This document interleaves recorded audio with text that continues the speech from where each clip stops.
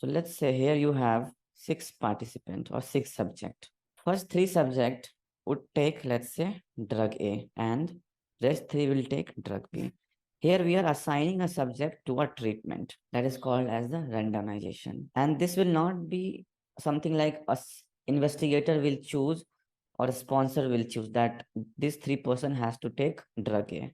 It is by the virtue of a luck. You can just take a think example of like how we do a toss before playing some matches, cricket matches, right? It's all by the virtue of a luck. We decide who will bat, who will ball first. Same way, to avoid the biasness. There should not be any biasness.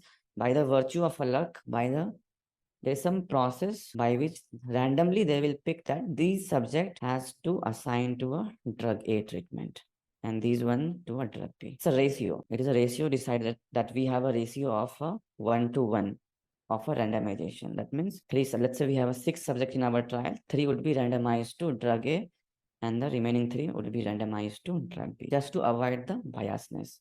When you see this, let's say here you have these all 3 subject will take a drug A and these 3 will take a drug B. We call a group of a subject as arm, treatment arm. Arm means, definition of arm is a group of a subject who are or who is supposed to receive a same kind of a treatment. If I am assigned to a drug A, I will only take drug A if the study is parallel. Arm is, this is very important. Definition of arm is a group of a subject who are supposed to take a same kind of a drug, not similar, same kind of a drug. Drug A, if the subject is randomized to drug A, treatment arm, they will only take drug A throughout the course of a trial in the case of a parallel study. Purpose of a randomization to avoid the biasness. Randomly assign the subject to a treatment group. Treatment group is also called as a arm. So when I say arm or when I say treatment group, both are same.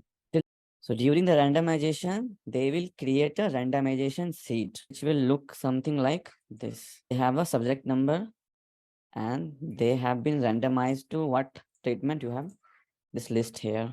And some randomization number is also assigned, which will be used again later on for doing some unblinding activities. Just forgot about that. This is of no use for now. So you have subject number and which kind of treatment they will take. This is a planned one, right? Because during the time of randomization, if they have planned, that is a planned arm. That is just an arm. Act arm, we already know we created by just seeing what kind of drug they have taken actually. Who will be responsible to create this document? This will be created by a statistician. Statisticians are responsible to create this. They will be a point of contact to provide this. But for you, let's say if you're working on a demographic domain, you will ask your study lead programmer that where this file is. Then study lead programmer will check with the statistician. Let's say due to whatever reason, they are unable to get this randomization file, or let's say they are the study is not randomized. Study is open label.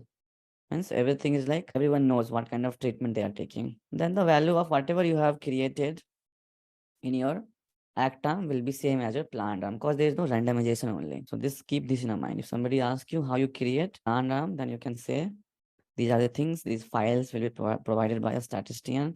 If the study is open label, where there is no randomization happening, then we can directly assign the value of act arm to a planned arm.